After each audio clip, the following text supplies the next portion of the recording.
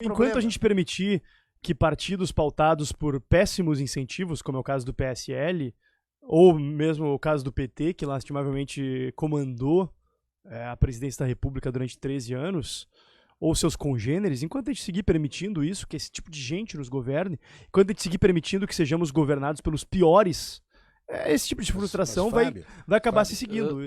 Lamentavelmente, enquanto a gente não entender qual deve ser o papel da política na sociedade, que o papel da política deve ser cada vez mais reduzido, e não a gente ficar trocando de tempos em tempos por um salvador da pátria de um lado, por um salvador da pátria de outro, ou seja, trocando de um socialismo de direita para um socialismo de esquerda, trocando de uma turba que cooptou todo o setor cultural, a educação, para impor a sua visão ideológica, para uma turba agora que tomou o poder para impor a sua visão ideológica, inclusive comprometendo promessas de campanha, como eu faço nesse aspecto, de, por exemplo, fechar a TV Brasil, essa excrescência criada no período do PT, de acabar com verbas ideologicamente orientadas para a cultura, etc.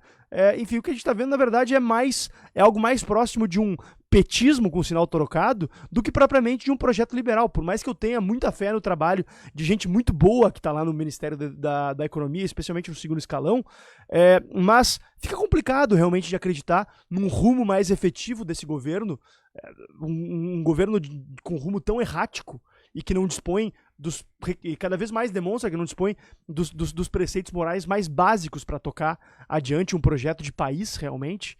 É complicado, mas eu tenho fé e confiança racional. Fábio, que tu moralmente, né? Tu falaste da moralidade do governo. O que moralmente falta para ti? Bom, falta ter uma visão clara de quais preceitos morais eles querem seguir. Se querem seguir a transparência, a defesa do Estado de Direito, ou se querem ficar fazendo acordos espúrios de forma pouco clara e depois se arrependem desse acordo e criam uma turbulência dentro do Congresso, se aceitam picaretas do calibre do Alexandre Frota para depois defenestrá-los, enfim, se aceitam o tipo de prática que tem sido aparentemente o dia a dia da bancada do PSL na Câmara em especial, que enfim... Tá, mas deixa eu fazer uma... que vem não vai ser mais a mesma, enfim, tá um cenário complicado. Fábio, deixa eu tirar uma dúvida contigo. Dentro dessa linha que tu tá colocando assim de uma pureza de princípios, que eu respeito e concordo, eu te pergunto, tirando o Novo, que tem uma linha ideológica clara, cristalina e muito adequada, né, que eu admiro, tirando o PCO, que também tem uma linha ideológica que eu não concordo. Que não é um partido, né? É um partido pequeno, com uma linha ideológica pura, tal, dentro daquele modo vermelho de ver uma sociedade, ele está imaculado, assim, digamos.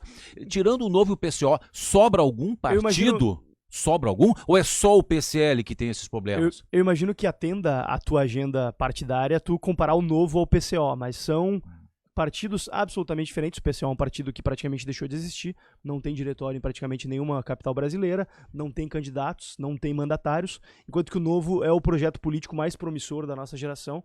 É um partido que na sua primeira eleição elegeu 8 deputados federais, 12 deputados estaduais, vai eleger diversos prefeitos na próxima eleição, contrariando tudo aquilo que aqueles realistas, mais realistas que o rei, defendiam.